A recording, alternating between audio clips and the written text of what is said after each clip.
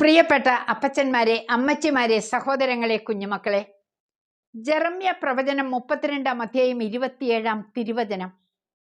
ഞാൻ സകല മർത്തരുടെയും കർത്താവായ ദൈവമാണ്, എനിക്ക് അസാധ്യമായി എന്തെങ്കിലുമുണ്ടോ? ശാലോമിൽ വായിച്ച ഒരു കഥ. ഒരു രാജാവിനാരോ 2 പരിന്തിൻ കുഞ്ഞുങ്ങളെ സമ്മാനിച്ചു. അതിനെ വളർത്തുവാൻ ആളെ ഏർപ്പാട് ചെയ്തു. വളർച്ചയെത്തിയ പരുന്തുകളുടെ പറക്കൽ കാണാൻ രാജാവെത്തി. എന്നാൽ ഒരു പരുന്ത് മാത്രം ഉയരത്തിലേക്ക് പറന്നുപോയി. രണ്ടാമത്തെ പരുന്തിനെ ഉയരത്തിൽ പറപ്പിക്കുവാൻ ആളുകൾ പലരും എത്തി. രാജാവ് സമ്മാനം വാഗ്ദാനം ചെയ്തു. അവസാനം ഒരു പാവം കർഷകനെത്തി. ഏതാനും സമയത്തിനുള്ളിൽ ആ പരുന്തും പറന്നുയർന്നു. രാജാവ് സമ്മാനങ്ങൾ നൽകി.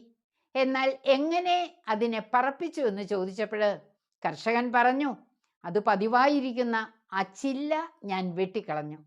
പ്രിയപ്പെട്ടവരെ, നമ്മുടെ ജീവിതത്തിലും ഇങ്ങനെ തിന്മകളുടെ പല പതിവ് മരക്കൊമ്പുകളും ഉണ്ടാകും, വെട്ടിക്കളയേണ്ടിയിരിക്കുന്നു. ദൈവം നന്മ മാത്രം നമ്മിൽ നിന്ന് പ്രതീക്ഷിക്കുന്നു. പാപശീലം ഉപേക്ഷിക്കുവാനും നന്മ സ്വന്തമാക്കുവാനും ഈ സന്ദേശം നമ്മെ സഹായിക്കട്ടെ. നമ്മിലുള്ള മരക്കൊമ്പുകൾ നമ്മെ തിന്മയിലേക്ക് നയിക്കാത്ത വിധം അതിനെ വെട്ടി നശിപ്പിക്കാൻ നമുക്ക് കഴിയണം. ശക്തി ദൈവത്തിൽ നിന്ന് ചോദിച്ചു വാങ്ങണം. ദൈവകൃപ നമ്മെ നയിക്കട്ടെ.